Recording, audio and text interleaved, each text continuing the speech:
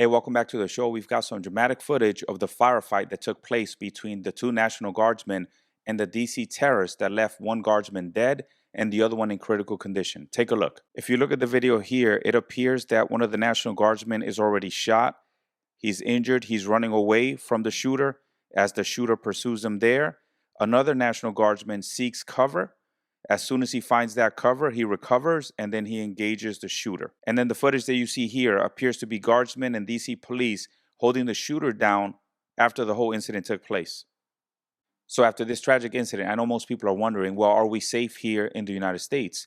Are there more like this that came in under that Allies Welcome program under the Biden administration? That's the true question, because Americans want to feel safe. Listen to this News Nation report on that topic. Back in September, there was a threat from the NCTC, which we actually have been talking about quite a bit, that they had just seen a heightened chatter, I guess is what we typically call it at the CIA, regarding threats to law enforcement and to the military. Now, I want to be clear. It is obviously general, right? We don't get threats in terms of terrorists, picking up the phone and saying, hey, we're going to attack on this day and this time. But clearly they had heard enough of terrorist groups, namely Al-Qaeda and ISIS, that's who they mentioned in these reports, that were already inside the United States and were going to launch lone wolf, which is exactly what this was, style of attacks against military and law enforcement. I'm sure that concerns a lot of Americans when you hear that there are potentially other terrorist cells within our country. Terrible. This is one of the reasons why the open border policy does not work. It does not keep a country safe. This is not debating whether immigration is right or if it's wrong. The debate should be over, are these people that are coming into this country being vetted? That means that there are a number of people here that present a danger to the United States of America. That means that Americans are unsafe. That is why the open border policy under the previous administration does not work. It does not keep people safe in this country. Now, I know there are a lot of reports out there debating whether he got vetted. But he did. Let's talk about Lochinwall's vetting process. He did get some vetting. We had biometric screening, CIA did, biographic checks on interagency watch lists. The CIA looked to see if he had connections to any terrorist groups, and he had in-person interviews. So there was some vetting, but let's talk about his actual unit. He was assigned to NDS-03. That's a National Directorate of Security, which is Afghanistan's CIA, if you will, intelligence service. He was working for that when he was recruited and trained by the CIA to fight against the Taliban. But these units were operating outside the chain of command of U.S. and Afghan forces. That's significant. That suggests he may have seen some significant fighting in missions, because these zero units are known for their brutality. Some called them death squads. Look, for this guy, it was not a question of whether he was vetted. He was vetted. The problem is that a lot of these people come from tribal villages. They don't necessarily have records the way we have records here in the United States. So some of these people may have committed crimes in their country, but when they come here, there is no record of that. There is no place to look and find information about that individual and figure out whether they are a danger to our country. I think the most troubling part about that previous clip is the fact that he was part of an elite squad that committed atrocities. You cannot romanticize war. A lot of these natives switch sides and they create atrocities against their own people. Years down the road, they start having regrets. And they start seeing the people that they were initially helping as the enemy. Now, only time will tell if that's what happened with this guy.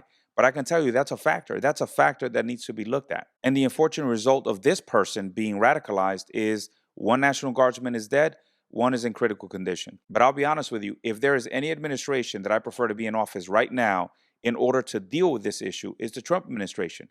Because I know they're going to go to extremes to ensure that they find these terrorists. They're going to go to extremes to ensure that the American public is safe. And I know there are going to be a lot of Americans that decry the tactics that are going to be used in order to capture these people. I don't have an issue. Find these criminals, find these terrorists, and capture them. And why am I so confident that the Trump administration is going to do everything they can to find these sleeper cells and secure the American public? This is why right here. Here's what I've learned in my government service. I don't give a damn what they say about me as long as I'm succeeding in the mission. We're succeeding in the mission because the men and women of the FBI have never been empowered to do more work and to hit the streets harder than by President Trump's authorities and resources he's given us. And so all I care about is that we are capturing more child predators than ever before, taking more drugs off the streets than ever before, that we are capturing murderers at a significantly historic rate, and we're delivering this country the lowest murder rate in recorded history.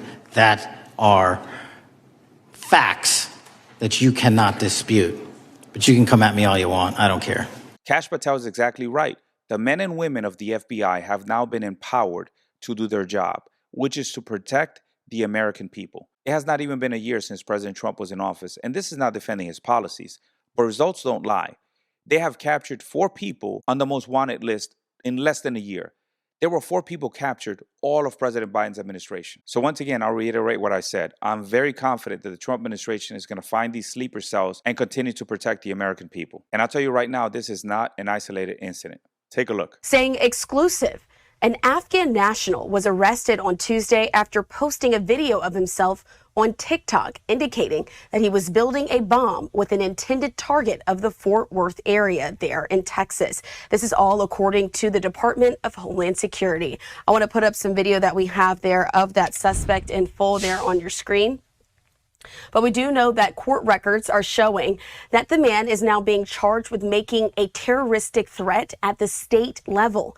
He came into the U.S. as a part of the Biden administration's Operation Allies Welcome, just like the D.C. shooting suspect. So in other words, the Allies Welcome program is broken. We did not complete enough vetting on the people that came under the Allies Welcome program. And if the people that are here in this country under the Allies Welcome program don't seek to do us harm, they don't care if there's additional vetting. It's like when people argue, well, why does the government need so much information from me? I don't care if they need to dig into my text messages.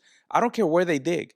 If it's going to keep Americans safe, I don't care. So when President Trump put a pause on the Allies Welcome program to ensure that proper vetting is taking place, I don't have an issue with that, and I don't think most Americans do. But there are always going to be people that are against everything that President Trump does. Take a look. And this idea that we're going to turn our backs on people and families who worked to keep our military members alive, who worked to ensure that our national security interests, that our interests, whether it relates to diplomacy, to building influence around the world, that we're going to turn our backs on them at this moment, for all they have done is so un-American and against the values that we have strived as a country to uphold. That congressman's responsibility is to keep the American people safe. If there's a pause, it is to make sure that people are vetted.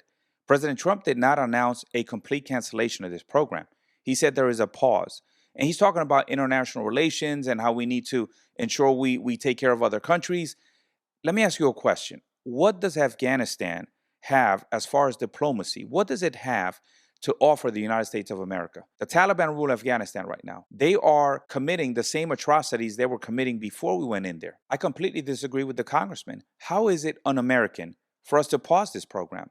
Makes absolutely no sense to me. And this leads us to our next story, which is ICE and the raid they just conducted in downtown Manhattan in New York. Now, I want you guys to take a look at this video and tell me what you think. I'm behind you. Move back. Move back. Move back.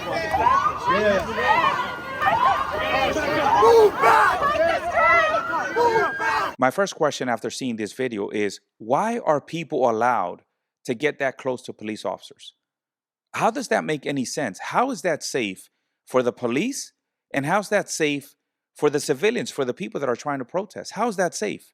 All it takes is one individual to reach for that gun and start shooting people right there. Somebody that's crazy and looking to make a headline. Why are those people not kept back? The law says that they're supposed to be on the sidewalk. They're supposed to be a certain distance from the cops. But none of that is enforced in New York. Tell me how that's safe for people that live in the city. Let's watch a little bit more on that protest.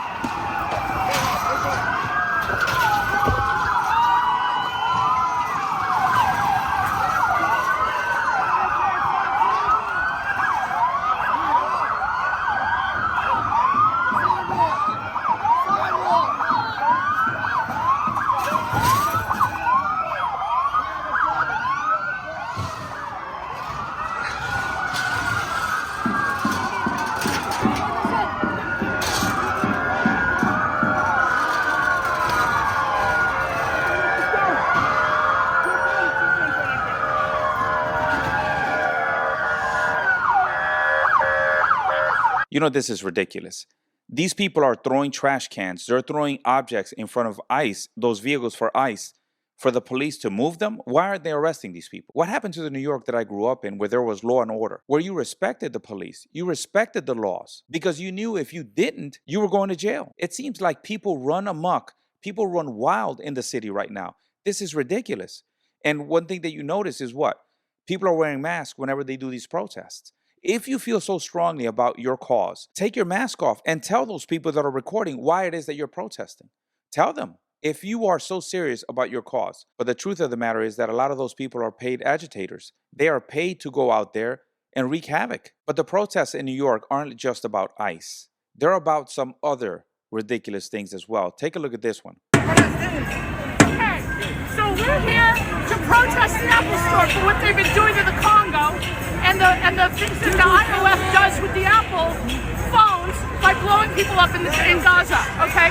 You want to... So she said she's there protesting what Apple does in the Congo and for what Apple does with the iOS, with Apple to blow people up in Gaza. I have no idea what she just said.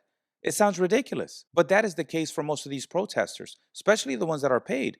Ask them why they're there. They don't even know why they're there. And this is what we're coming to as a society. You know what I say to people that are so unhappy with the United States of America? There are plenty of countries that will gladly take them. You don't have to live in this country. You can go somewhere else. There are plenty of countries in the Middle East that celebrate women. If you don't want to be in the United States, you can go there. You can go to Iran. You can go to Afghanistan. You can go to any other country that you want to go to. Now, if you have issues with the laws and the policies in this country, you know what makes this country great? That you can vote out your politicians. Vote them out. Get some people in office that reflect your values. And that takes us to our next story, which is Venezuela. President Trump continues to put pressure on Maduro and his narco state. And his latest move is to close all the airspace over Venezuela. Take a look. President Trump is escalating pressure on Venezuela, saying, quote, to all airlines, pilots, drug dealers, and human traffickers, please consider the airspace above and surrounding Venezuela to be closed in its entirety. The Venezuelan government responding, quote, Venezuela denounces and condemns the colonialist threat that seeks to undermine the sovereignty of its airspace, constituting a new extravagant, illegal, and unjustified aggression against the people of Venezuela. You know, it's incredible to hear Maduro talking about the aggression against the Venezuelan people. What type of aggression do you think he's committed against the Venezuelan people? The atrocities, the political prisoners that he has rotting in jails right now. And he has the nerve to say that we are committing an aggression against the Venezuelan people. We are seeking to free the Venezuelan people from his aggression, from his violence, from his injustices. But there's a new perspective on why Maduro is still in power and hasn't left, despite all the pressure that President Trump is putting on him. Listen to Congressman Salazar talk about that. President was gracious and offered a way out. And Maduro is being instructed by the Cubans, don't go, because that's Maduro's biggest fear, that the Cubans, who are really the one calling the shots, are going to kill him before he leaves. So Maduro is... The Cubans or the narcos? Or the narcos? Who's going to kill him? The narcos, well, anyone. But the Cubans are the ones who are running the repressive apparatus, and they have been running it for the last 25 years, because, you know, that comes from Fidel's book. And Maduro is very afraid of them. So if the Cubans are behind Maduro staying in power, that means he's got two entities pushing him to stay in power. He's got all the narcos within the state, El Cartel de los Soles, and he also has the Cubans that are looking to kill him. I think Maduro's best chances are to talk to the Trump administration again and say, listen, I'm ready to go. Can you guys give me safe passage? Can you secure me safe passage? If that's the case, let him go. Let him go so that the Venezuelan people can be free from his tyranny. And look, I agree with the Trump administration's pressure that they're putting on Maduro and his regime. But I will reiterate again, they are struggling when it comes to messaging. They need to do a better job when it comes to communicating the message to the American people on why we need to be doing what we're doing in Venezuela. And speaking of the polls, as you mentioned, it just a CBS News poll just out recently about whether Americans would favor military action in Venezuela. Just 30%, 70% would oppose. I mean, to Stephen's point, typically when you see a military campaign, there is a build-up, there's a messaging strategy. We saw this with George W. Bush in the Iraq War. There's really been none of that with the Trump administration right now. In fact, an even higher percentage in that poll said the president needs to explain what's going on there. 3/4 of Americans said that. 2/3 of Republicans said they needed to hear more explanation from Trump before moving ahead. So clearly this would be, I think, politically here, a risky maneuver. Look, I completely agree with her that we need to do a better job of what's happening in Venezuela and what we're doing in Venezuela and why we're doing it to the American people so they can understand the situation. But I do disagree that this is a political gamble. I don't think this is a political gamble. I think this is an economic gamble. And I think the odds of us winning this economic gamble is great. The people in Venezuela voted by an overwhelming majority. They voted to oust Maduro. He needs to go. Remember, one of the people that they want in power is Maria Corina Machado, Nobel Peace Prize winner, who dedicated her prize to Trump for what he's doing in Venezuela right now. Look, I'm not saying that the buildup of Venezuela, once Maduro is ousted, is going to be easy. But remember, Maria Corina Machado already has a 100-day plan that they look to institute as soon as he's ousted. I'm confident that she and her administration are going to do a great job of bringing Venezuela back to glory. Okay, those are the stories for today. I hope you guys enjoyed them. Make sure you guys leave a comment below if you agree or disagree with what I was saying. Like, share, and subscribe. And until next time, stay balanced.